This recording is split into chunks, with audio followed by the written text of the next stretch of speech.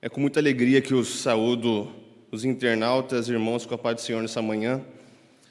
Nessa feita, nós estamos iniciando mais uma vez a aula dos jovens, às 10 horas, para começar um novo trimestre, um novo ciclo de aprendizado. E nesse trimestre, durante os próximos 3 meses, vamos estar estudando o livro de Josué. Enquanto os adultos vão estudar o livro dos Efésios, nós vamos estudar o livro de Josué. O título da lição é Tempo de Conquistas nesse trimestre. Fé e obediência no livro de Josué.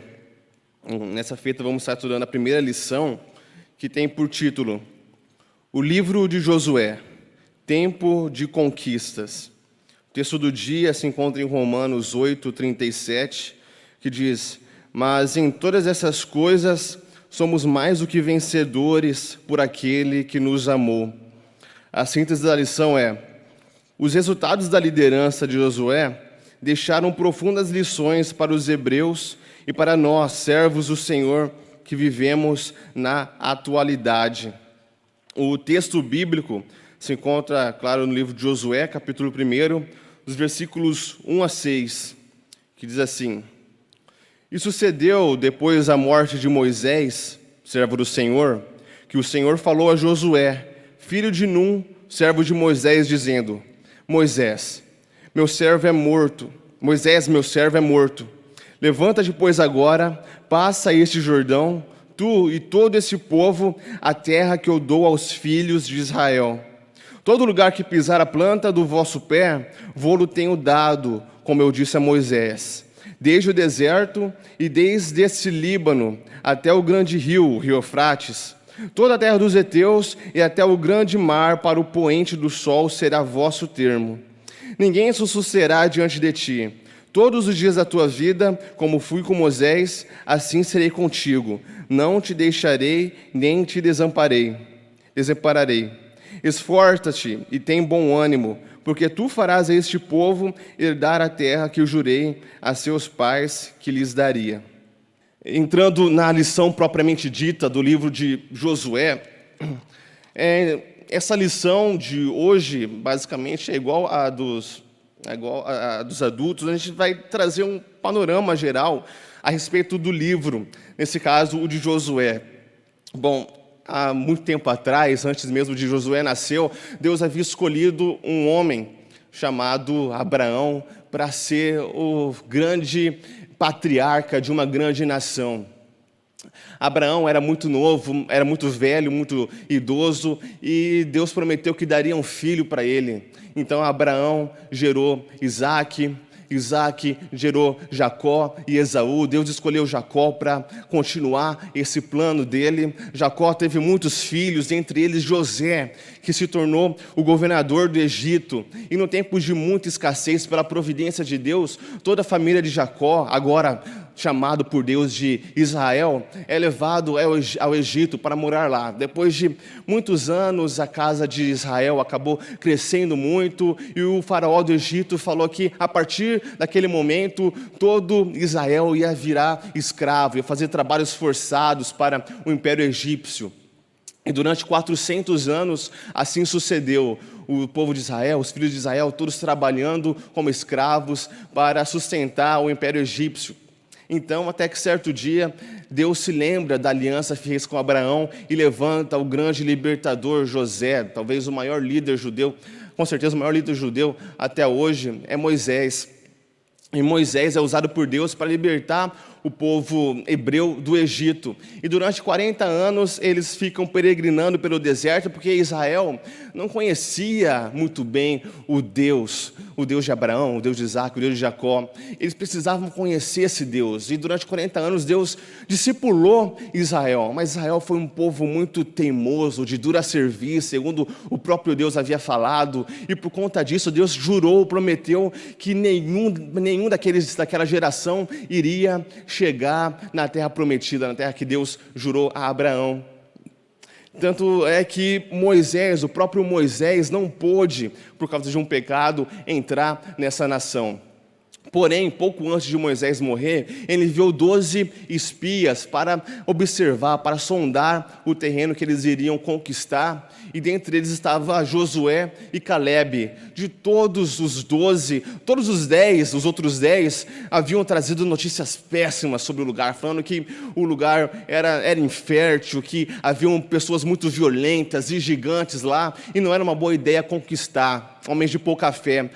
As únicas pessoas que voltaram com boas notícias foram Josué e Calebe. Tanto é que esses foram as únicas pessoas, os únicos dois que de fato entraram na terra prometida. Portanto, depois que toda a geração morreu, era necessário que houvesse um novo líder. Deus precisaria escolher entre Josué e Calebe, e o escolhido por Deus foi Calebe. Então, o livro de Josué vem para contar essa história, a história de conquista, como diz o título da lição, tempo de conquista. A gente vai ouvir as histórias de como Deus, por meio de Josué, entregou a nação de Canaã, a terra prometida, para os hebreus. A gente vai ver relatos incríveis. O livro de Josué é um livro muito empolgante de se ler. Você vê logo de cara milagres como o Rio Jordão se abrindo, assim como ele abriu o Mar Vermelho. A gente vê o sol parando, nós vemos batalhas o tempo todo, guerras, estratégias de guerras. Eu tenho certeza que esse vai ser um trimestre muito rico em aprendizado e abençoador também para as nossas vidas. Josué, no caso, ele é filho de Num. Josué pertence à tribo de Efraim. Essa lição tem muitas informações, é bastante técnica. O autor da lição vai trazer dados como em que momento, em que tempo histórico foi, qual foi o ano de escrita do livro de Josué, quem escreveu, e todas essas informações se encontram nessa lição. Porém, eu gostaria de trazer uma lição não muito informativa, mas uma lição mais voltada para o coração. Como que o livro de Josué traz lições práticas e úteis para nós hoje, num aspecto geral. Entretanto, vamos falar primeiro sobre esses aspectos mais técnicos.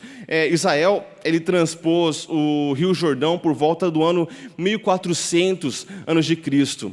Já nessa época havia civilizações, tanto no Peru, quanto no México, quanto no Egito. Depois viria os reinos da Síria, de Roma, muito tempo depois, a Babilônia. Mas interessante observar que Israel é o único povo, é a única nação que permanece, que nunca perdeu a sua identidade até hoje. Muitas dessas nações já nem existem mais, como as do Peru, no México, no Egito, já mudou completamente, não existe mais Roma, não existe mais a Síria, não existe mais Babilônia, mas o único povo que nunca, jamais perdeu essa identidade peculiar, assim como era naquele tempo, hoje, é o povo de Israel. São os hebreus. Eles continuam servindo o único Deus, continuam sendo monoteístas, continuam com as suas tradições, continuam com os seus usos e costumes, porque eles não buscavam ganhar território, eles não desejavam ir atrás de conquistar território e ficar cada vez mais forte, maior. O desejo deles era permanecer onde Deus queria que eles estivessem, e o poder de Deus preservou isso até hoje. Eles estão no mesmo lugar onde Deus queria que eles estivessem, mesmo não aceitando Jesus como Messias. É interessante ver que as promessas de Deus, elas não são condicionais, elas são incondicionais. Por mais que o povo de Israel seja um povo terrível, péssimo e de dura cerviz, Deus continua fiel à sua aliança, mesmo nós não sendo fiéis à aliança nossa com Ele. Israel está situado num lugar muito conturbado, com muitas nações poderosas. E por quê? Porque eles devem aprender a confiar em Deus. Sabe, Israel, ele vai na contramão de tudo que uma estratégia bélica pode te informar. Sabe, numa estratégia bélica, ela sempre diz que você deve enfrentar uma batalha, um exército que seja inferior ao seu. E quando você enfrentar esse exército, você deve se apossar dos despojos, se apossar da terra, se apossar das pessoas para transformar elas em escravas. Mas Deus vai na contramão, Deus é subversivo. Ele fala: olha, vocês devem agora batalhar contra um exército. A gente vai ver isso continuando, não somente no livro de Josué, mas no livro de Juízes. Vocês devem batalhar contra o exército que é muito superior que o de vocês. Tem tecnologias de guerra muito superior à de vocês. E quando vocês vencerem eles, vocês não devem se apossar dos despojos, vocês não devem se apossar do ouro, da prata, das espadas, dos carros, vocês não devem se apossar das pessoas e transformá-las em escravas, mas vocês devem expulsar essas pessoas da nação. E é isso o que o povo de Israel faz. Ele vai na contramão do mundo. Por quê? Porque eles devem aprender a confiar em Deus. Se Deus te colocar numa situação onde te pedir para fazer uma coisa que é muito fácil, muito óbvia, é claro que você vai fazer, mas Deus nos pede para nós fazermos coisas que a nossa mente, a nossa capacidade intelectual não consegue entender, para nós aprendermos a confiar nele. Não é pelo nosso próprio braço, não é por força, nem por violência, mas é pelo meu espírito, diz o Senhor, para que não haja orgulho, para que não haja jactância, como o próprio professor Eduardo Leite falou aqui. Deus nos leva, a própria salvação é feita assim. Nós não conquistamos ela pelo nosso próprio braço, pela nossa força. Nós conquistamos ela pela força de Jesus, pela força de Deus na cruz do Calvário. O livro de Josué e o livro de Juízes se passam num contexto muito semelhante ao nosso. Porque, sabe, o povo de Israel era um povo chamado por Deus para refletir a glória de Deus em um tempo onde eles viviam, refletir a glória de Deus para outros povos, num tempo onde todos os outros povos tinham vários deuses. Eles viviam numa nação que era politeísta. Sabe, da mesma maneira, a igreja de Deus hoje é chamada para refletir a glória de Deus para os outros povos. E nós, da mesma maneira, vivemos num tempo onde existem vários outros deuses.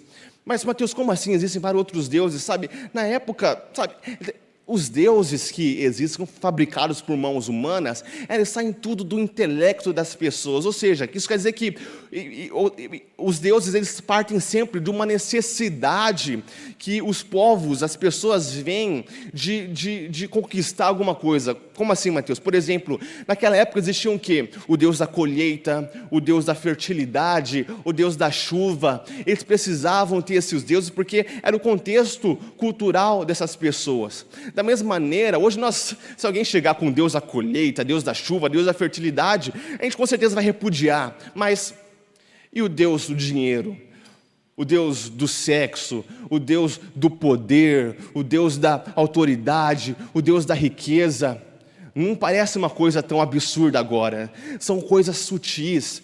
E da mesma maneira, assim como Israel, eles viviam num tempo onde eles deviam diariamente escolher, por viver em meio a tantas nações, eles deviam diariamente escolher entre seguir e servir o Deus de Israel, ou ir atrás das tendências da época e seguir os deuses que estavam à vista ali para todo mundo, feito com mãos, feitos com barro, com prata, com ouro.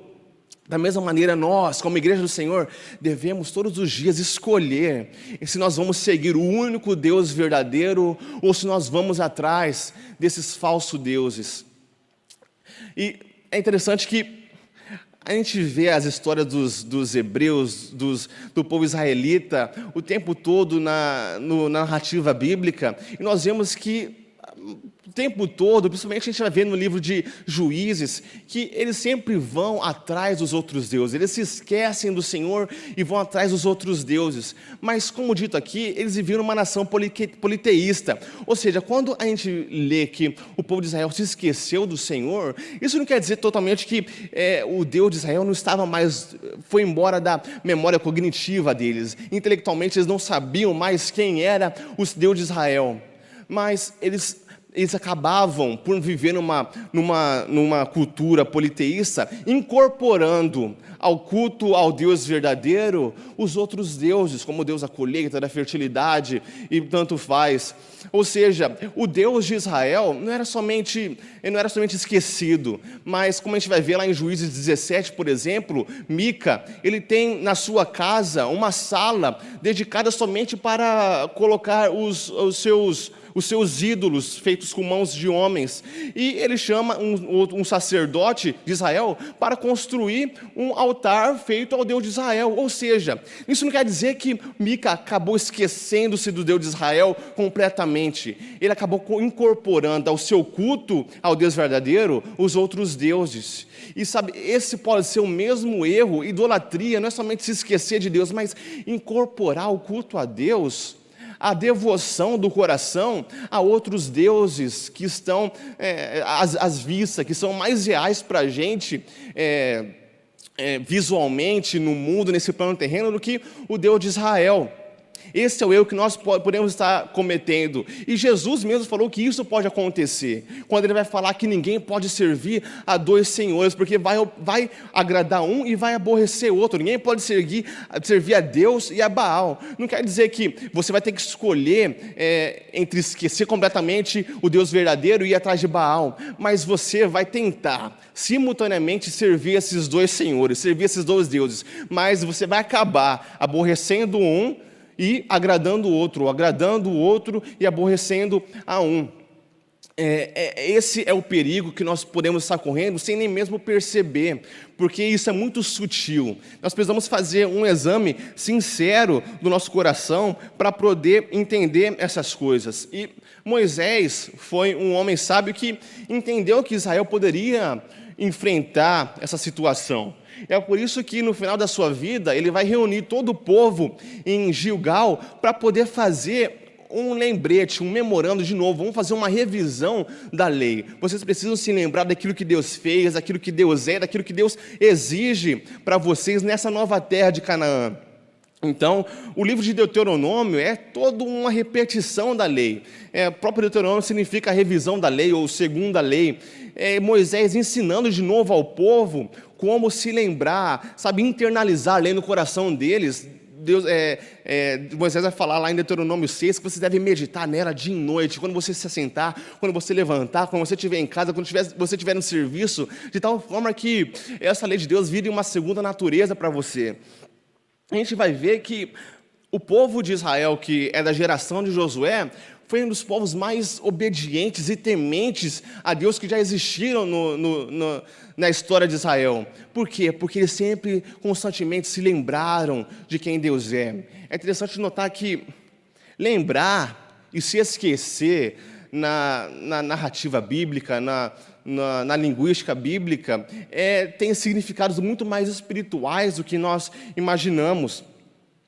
Lembrar, quando a gente vê nos Salmos, por exemplo, o salmista falando: Senhor, lembra-te da tua compaixão e do teu amor, não quer dizer que Deus havia se esquecido completamente, que Ele é um Deus amoroso e que tem compaixão, mas não, o que o salmista está querendo dizer, Senhor, falando para Deus é o seguinte: Senhor, haja segundo a sua bondade, haja segundo a sua natureza, haja segundo os seus atributos de amor para mim, haja segundo a sua natureza, haja segundo o seu caráter. Ou quando a gente vê o salmista falando: Senhor, não te lembres dos nossos pecados, isso não quer dizer que na memória de Deus cognitiva, normalmente dizendo, Deus havia completamente se esquecido que algum dia você já pecou na sua vida, essa memória foi deletada, apagada do HD dele. Não, mas o salmista está falando o seguinte: Senhor, não haja de acordo com o que o Senhor sabe, mas haja segundo aquilo que o Senhor é, o seu caráter de justiça, de bondade e de longanimidade, de paciência. Sabe, lembrar e esquecer tem conotações muito mais espirituais do que nós imaginamos. Grande parte do nosso erro, da nossa falha, em ir atrás de outros deuses, ir atrás das tendências da época, é exatamente por isso que nós não lembramos do Senhor. As verdades desse plano terreno, os deuses desse plano terreno, são muito mais reais para o nosso coração do que o Deus de Israel, aquilo que ele faz, aquilo que ele é. E é por isso que o salmista vai falar lá no Salmo 103, por exemplo, canta minha alma ao Senhor e não se esqueça dos seus benefícios. Eu preciso sempre me lembrar daquilo que Deus é, daquilo que Deus fez, daquilo que Deus faz, para que quando vierem as tempestades da vida, eu seja bem firmado na rocha. É interessante que o próprio Pedro, lá na sua segunda epístola, no capítulo 1, ele vai dizer o seguinte para a igreja: Pois aquele em quem não há essas coisas é cego. Está falando sobre virtudes. Para aquele que não há essas coisas é cego. Nada vendo ao longe, havendo-se esquecido da purificação dos seus antigos pecados.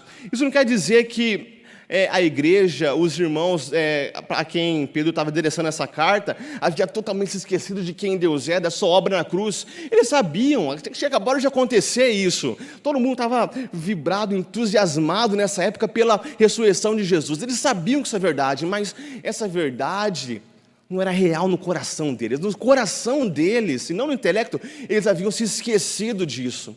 Então ele vai falar no versículo 2 o seguinte: Pelo que não deixarei de exortar-vos sempre acerca dessas coisas, ainda que bem as saibais, e estejais confirmado na presente verdade. Ou seja, no versículo 9 ele fala que eles esqueceram, porque eles se esqueceram onde? No coração. E no versículo 2 ele está falando que eles bem sabiam dessas coisas, eles sabiam no seu intelecto, mas aquilo que estava na cabeça deles, deviam descer e tomar o coração deles de tal forma, para que essas virtudes que ele fala anteriormente no capítulo 1, sejam reais. Nós precisamos, urgentemente, primordialmente, fundamentalmente, termos experiências com Deus, para que quando os maus tempos, os momentos de dúvida, quando o céu está de bronze, quando você não vê alternativa, não vê saída, onde o desespero, o sofrimento bate, você possa se lembrar de quem Deus é e de quem Deus fez. Por isso nós precisamos ter experiências em oração, na leitura da palavra, em jejum, que sejam de tal forma grandiosas, para que quando esses tempos vierem, você se lembre de quem Deus é, de quem Deus fez, de que Ele é real na sua vida. Sabe, o físico, Blaise Pascal, ele teve, num dos seus momentos na vida, uma experiência de 2 horas do tamanho do amor de Deus na vida dele. Ele teve uma experiência surreal, tanto é que ele anotou no seu diário, você pode procurar na internet depois, essas experiências. E ele foi de tal forma, preenchido pelo amor de Deus. Ele foi de tal forma mergulhado, batizado na presença de Deus, que ele pôde dizer essas coisas maravilhosas que ele anotou no seu diário, para que quando, esses maus tempos, as tempestades, quando a dúvida, a incredulidade chegar, você possa se lembrar de quem Deus é e não esquecer. Eu gosto muito de uma dupla de cantores, os Arrais, e numa dos seus hinos ele fala o seguinte, que esta melodia me recorde destes dias, em que mesmo sem sentir a sua presença, eu sei que estás aqui. Ou seja, o que ele está querendo dizer basicamente é que vai existir tempos onde Deus não vai te responder, não vai te dar a resposta urgente que você precisa. Vai ter momentos onde o sofrimento vai chegar, as pessoas vão embora, você não vai entender o que está acontecendo, mas sabe que esses momentos, que essa melodia que você está cantando hoje, na presença de Deus, possa te lembrar desses dias futuros que virão, que mesmo que você não sinta a presença dEle, você saiba e se lembre que ainda assim Ele está aqui, Ele está aí, sendo real, mesmo que você não saiba, mesmo que você não sinta, Ele está fazendo com que todas as coisas contribuam juntamente para o seu bem.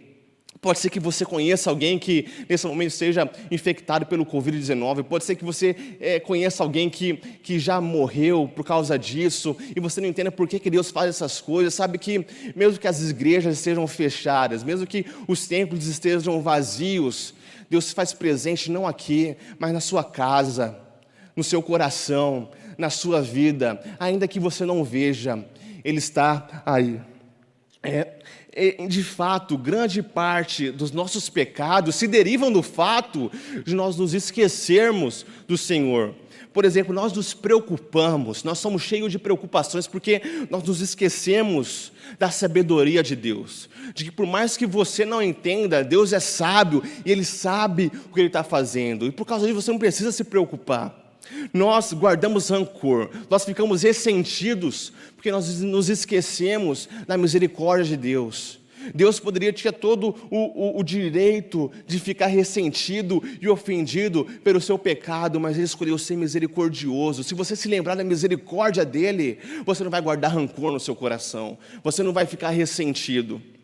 Nós cobiçamos porque nós nos esquecemos da beleza de Deus. Se você, por uma fração de segundo, assim como Moisés, tiver uma visão da beleza de Deus, do caráter de Deus, da beleza que existe nele, como Salomão vai falar lá nos Cânticos, ele é totalmente desejável, sobre todo aspecto ele é formudo, sobre cada ângulo ele é formudo. Se você tiver somente uma visão, por um milésimo de segundo, da majestade e da glória dele, você não vai precisar, seu coração não vai mais querer ir atrás de outras coisas, outros falsos deuses, cobiçando outras coisas terrenas para preencher esse vazio, porque você viu a beleza, a glória e a majestade dele. Nós nos esquecemos disso, e é por isso que nós cobiçamos.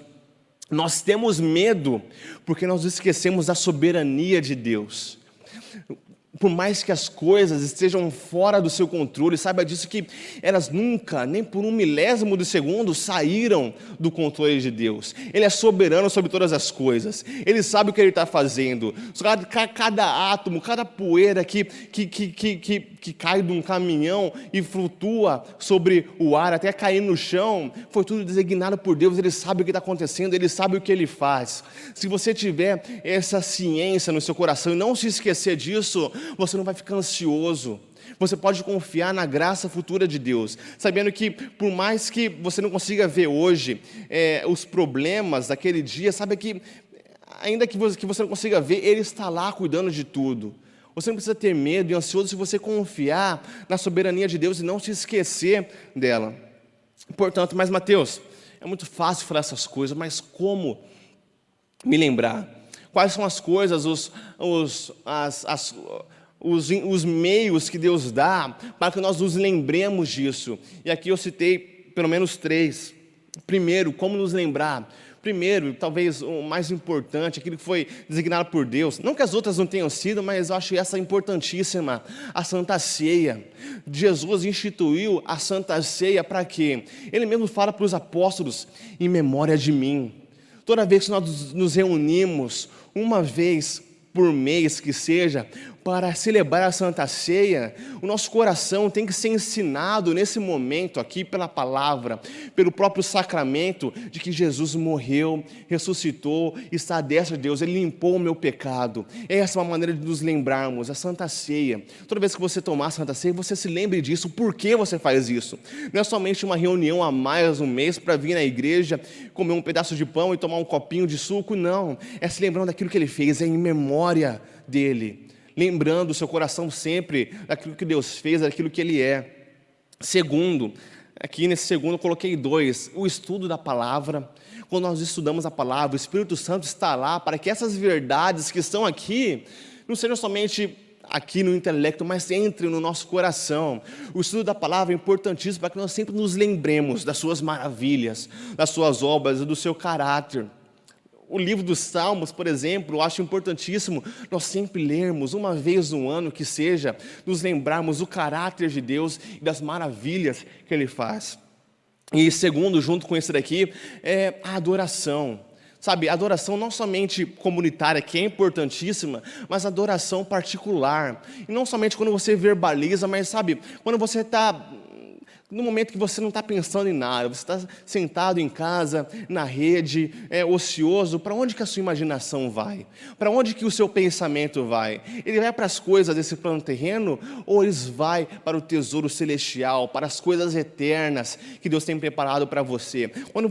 Quando na sua imaginação você pensa nessas coisas, essa é uma forma de adoração. Você está declarando o seguinte, sabe, a minha mente, o meu coração, ele não está apegado às coisas aqui, mas sim nas coisas que realmente importam, as espirituais e eternas. A adoração é importantíssima para nós nos lembrarmos. Quando nós cantamos que o nosso Deus é forte, poderoso, das maravilhas que Ele faz também, hinos que sejam verdadeiramente inspirados na Bíblia, sabe, esses hinos também, eles entram, eles internalizam o nosso coração para que nós sempre nos lembremos deles.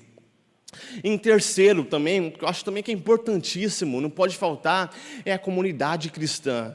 Quando nós nos reunimos aqui na igreja, não é somente para adorar a Deus, é claro que nós adoramos a Deus, mas é para nós nos relacionarmos, não somente com Deus, mas uns com os outros. Sabe, prestação de contas, como anda a sua vida espiritual, como você tem orado bastante, tem estudado a palavra de Deus nesse tempo, onde nós temos muita oportunidade, muito tempo para fazer isso agora. A prestação de contas na comunidade cristã, a comunidade cristã é imprescindível. Nós precisamos pertencer a uma igreja, nós não precisamos simplesmente pensar igual os desigrejados, que eu não preciso de igreja, a igreja sou eu. Essas pessoas elas se isolam, ficam solitárias e podem acabar caindo em algum momento ou outro, ficar menos assíduo na oração, no estudo da palavra. A comunidade cristã é importante. Quando você conversa com uma pessoa que ela tem o mesmo interesse que você não é mais apegado a essa coisa nesse momento.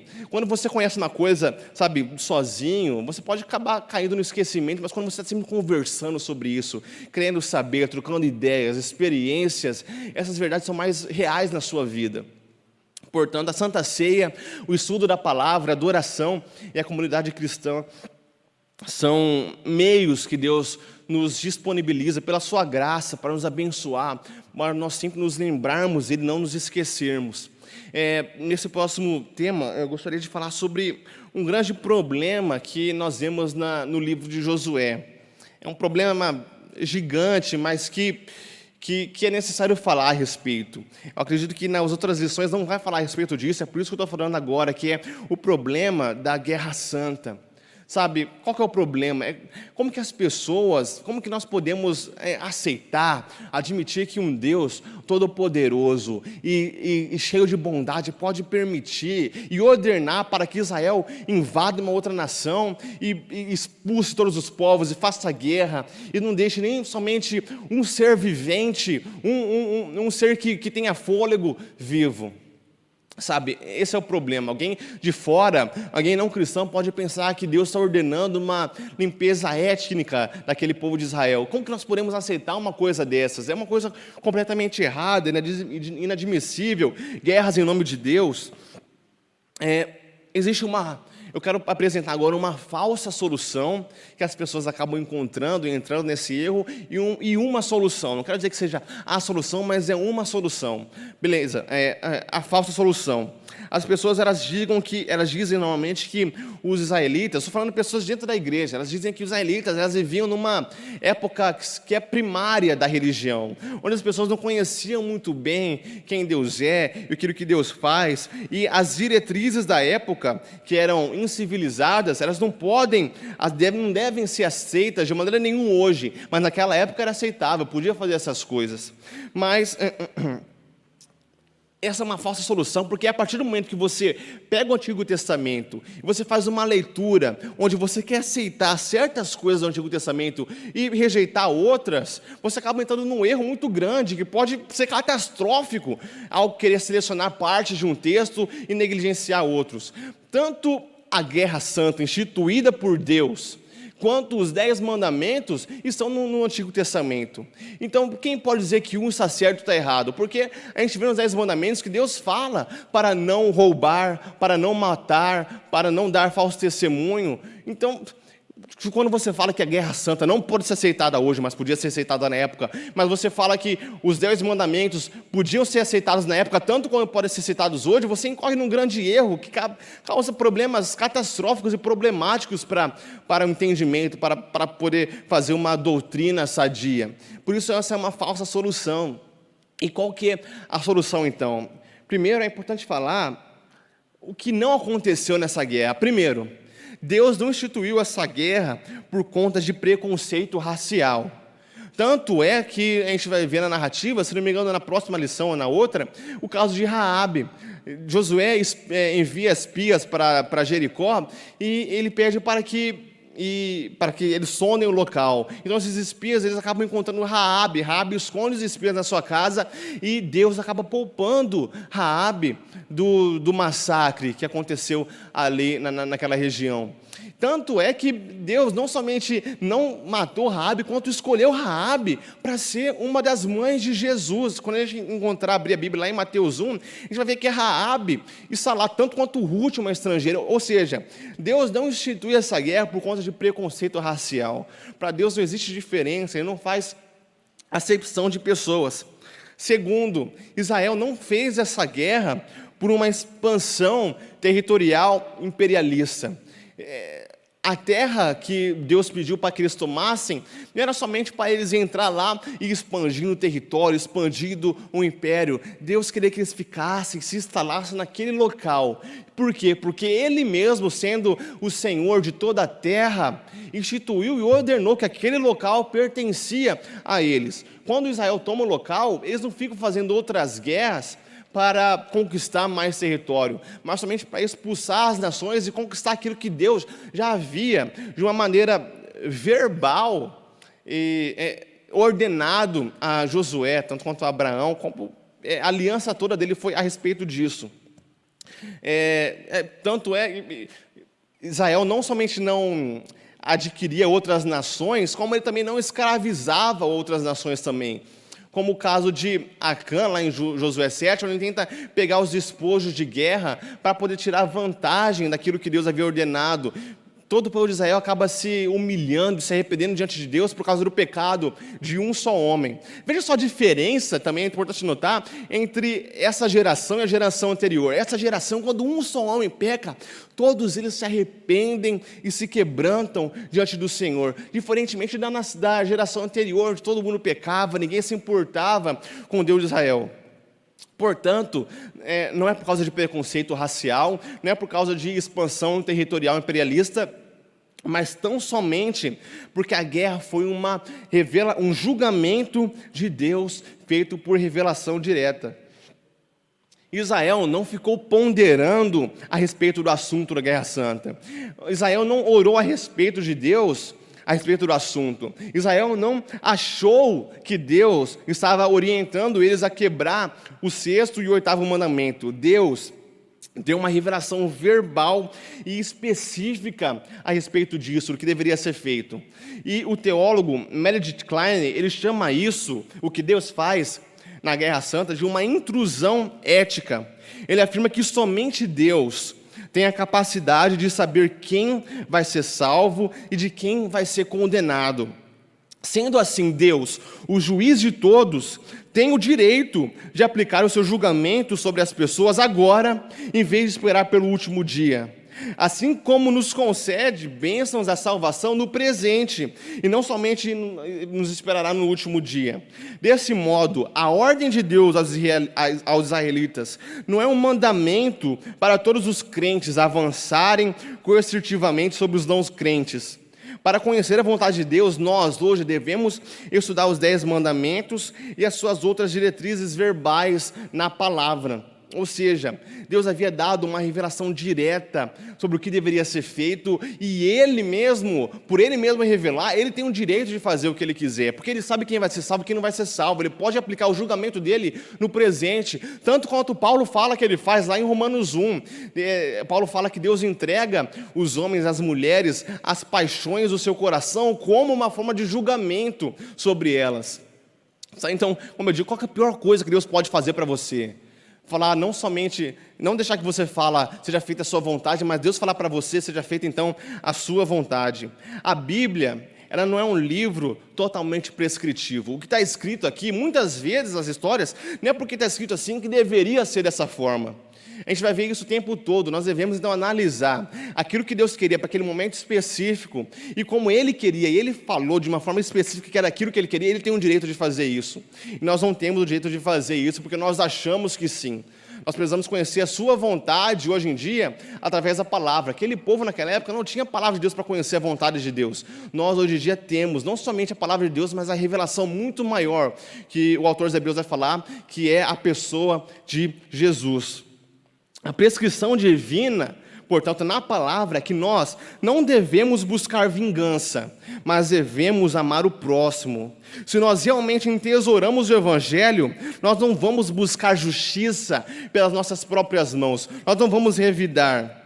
O julgamento futuro que Deus testifica e afirma que Ele realmente vai dar, Ele aniquila, nos livra da nossa necessidade de nós vermos a justiça sendo aplicado aqui e agora. Ou seja, quando nós vemos tantos políticos, tantos assassinos, tantos ladrões fazendo coisas más, coisas terríveis, pecando, praticando corrupção e fazendo essas coisas, existe o desejo em nós de ver a justiça aplicada aqui hoje, mas o julgamento futuro nos livra dessa necessidade. Se nós realmente entesouramos o Evangelho, nós temos a certeza de que Deus, no futuro, Ele mesmo sendo juiz de todos, e justo como Ele é, vai aplicar a justiça dEle. E como que nós podemos ter a certeza disso? Como nós podemos ter a certeza que Deus vai retribuir o pecado, Deus vai retribuir a corrupção, o assassinato, o roubo e todas as outras coisas, o estupro, a pedofilia? Como nós podemos ter a certeza de que Ele realmente vai fazer isso? Porque Ele mesmo já fez isso. Na cruz do Calvário, quando Jesus esteve na cruz, Ele assumiu a própria forma de pecado. Num certo sentido, ontologicamente, Jesus se fez pecado, segundo 2 Coríntios 5:21. Aquele que não conhecia pecado se fez pecado por nós. E o que Deus fez quando viu Jesus assumindo a forma de pecado, sendo feito maldito na cruz? Ele aplicou o seu juízo, a sua justiça, o seu castigo na carne dele, em vez de aplicar na nossa.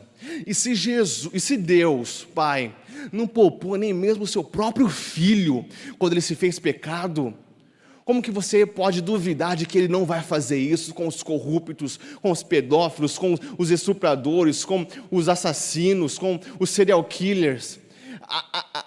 À medida que nós entesouramos o Evangelho de Jesus, isso nos livra da nossa necessidade de ver a justiça, a vingança sendo aplicada hoje. Paulo mesmo vai falar, olha, não dê lugar à vingança e à retribuição, mas dê lugar à ira, à raiva, sabendo que Deus, Ele mesmo vai vingar, Ele é o vingador. Ele vai aplicar a justiça dele no futuro. Portanto, não precisa se preocupar com a necessidade de ver justiça hoje. Hoje, agora, sabendo isso, agora, tendo isso em mente, eu consigo agora amar o meu próximo. Eu consigo agora querer o bem das pessoas. É assim que Deus trabalha. É isso que Deus faz. Como nós podemos saber que Deus é um Deus que pune o pecado? Porque Ele puniu o pecado na carne de Jesus. Mas, Mateus, Deus não é amoroso e perdoador? Sim, Ele é amoroso e perdoador. Por quê? Porque Ele teve que deixar de amar alguém, Ele teve que deixar de perdoar uma pessoa que foi Jesus, seu Filho, quando Ele esteve na cruz do Calvário. Ele aplicou a sua justiça nele. Portanto, encaminhando para o final da lição, como dito, a geração que batalhou com Josué foi uma das mais tementes que já existiram, mas ela não continuou assim, porque Josué não continuou para sempre, porque Josué não foi eterno. A gente vai ver depois da morte de Josué, o livro de Juízes, é uma coisa terrível, são coisas terríveis acontecendo depois de coisas terríveis, Israel praticando coisas perversas, os próprios sacerdotes fazendo coisas horríveis, como a gente vai ver lá no final de Juízes. É uma coisa catastrófica. Por que aconteceu assim? Porque Josué não é eterno, Josué não dura para sempre. Josué foi um homem que, ao que a Bíblia conta, ao que nós temos de relato da Bíblia, sem defeito nenhum, sem nenhuma falha de caráter, sem nenhuma mancha, digamos que sem nenhum pecado, sem defeitos. Mas as vitórias e a devoção dos hebreus não duraram para sempre. Como eu falei, a geração dos hebreus foi uma geração devota e vitoriosa, mas elas não duraram para sempre, porque Josué não durou para sempre. Sabe, o nome anterior de Josué era Oséias, ao que Moisés mudou lá em Números 13, 16. Mas Moisés trocou o seu nome de Oséias, que significa salvação, para Josué, que significa o Senhor é a salvação. As letras de Josué no hebraico formam a palavra Yeshua, que pode ser traduzido para Jesus. Quando Josué morre, Israel vive um período longo de grande declínio espiritual. E isso nos faz desejar, nos faz ansiar por um outro Josué. Nós precisamos de um outro Yeshua. O livro de Josué nos leva a ansiar por um líder que seja imortal. Um que possa dizer: eu sou o que vive, fui morto, mas agora estou aqui e para todo sempre. O livro de Josué nos leva a ansiar e a olhar e ter a nossa esperança focada em Jesus, o outro Yeshua. Jesus é o Yeshua imortal que o Josué não conseguiu ser. Jesus é o líder que pode agora sempre estar, que o seu povo pode sempre prestar contas e confiar nele. Agora o povo de Deus não precisa mais viver numa inconstância, porque nós temos um sacerdote que está sempre pronto para nos perdoar. Nós podemos sempre nos achegar ao trono de graça com a certeza que nós seremos atingidos. Deus instituiu para si um sacerdote que não passa, mas que dura para sempre. Portanto, o livro de Josué não é somente a respeito de Josué, mas se existe um herói, ele não é um herói humano, ele não é Josué. Se existe um herói no livro de Juízes, no livro de Josué, ele é divino, é Jesus. Nós devemos olhar para Josué desejando esse Yeshua que permanece para sempre, sacerdote para sempre, que é Jesus Cristo. Israel não conseguiu ter, não pôde, por isso viveu sempre instável, mas a igreja de Deus não precisa viver isso, porque nós temos um líder que é eterno, perene, e que nós podemos colocar toda a nossa esperança e a nossa confiança nele, porque ele nunca vai falhar. Que Deus abençoe os irmãos, em nome de Jesus. Não perca as próximas lições, onde nós vamos estar estudando a respeito mais agora, entrando propriamente no livro de Josué. O livro de Josué é separado em basicamente três aspectos, três partes. O primeiro é a preparação para entrar em Jericó, o segundo é a tomada de Jericó propriamente dita, e a terceira é a divisão das terras. Portanto, não perca as próximas lições, onde nós vamos poder estudar a lição de Josué por completo. Pastor Jackson.